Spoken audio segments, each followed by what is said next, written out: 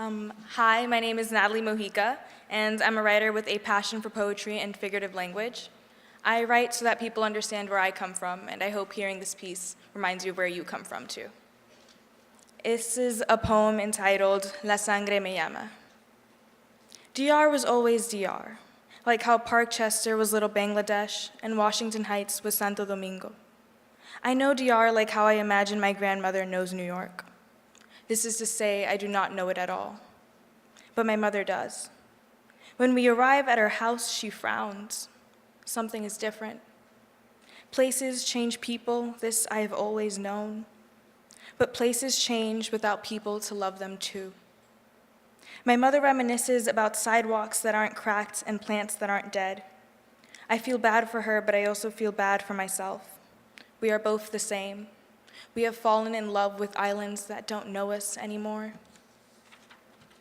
She has outgrown the noises of motorcycles in El Malecón and the sound of dominoes slammed onto tables. I find myself growing distant from boisterous cabs and expertly vandalized graffiti. Why is it that the women in my family know only to love things that don't last? This I have never understood.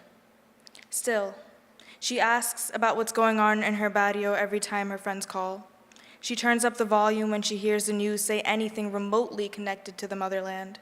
She still sends boxes back home as if home still exists, as if what the people need is more clothes and coffee, as if corruption can be stifled by blankets. She beats a dead horse. I am no better. I still write about my love for Manhattan in present tense. I am not ready to admit who I am without the city yet. We both spend our time watering flowers that have long died. But what is love if not that? Staying when you know you shouldn't, simply because of the unreasonable hope that one day, petals will grow from the thorns I've cut. One day, Manhattan will call me back. I will return to the 14-year-old girl I was when he asked me to dance with him. He will say thank you for waiting, and I will say that waiting for him was the best love of my life. That I'd do it over and over again if need be. He will hug me and say no, it will never happen again.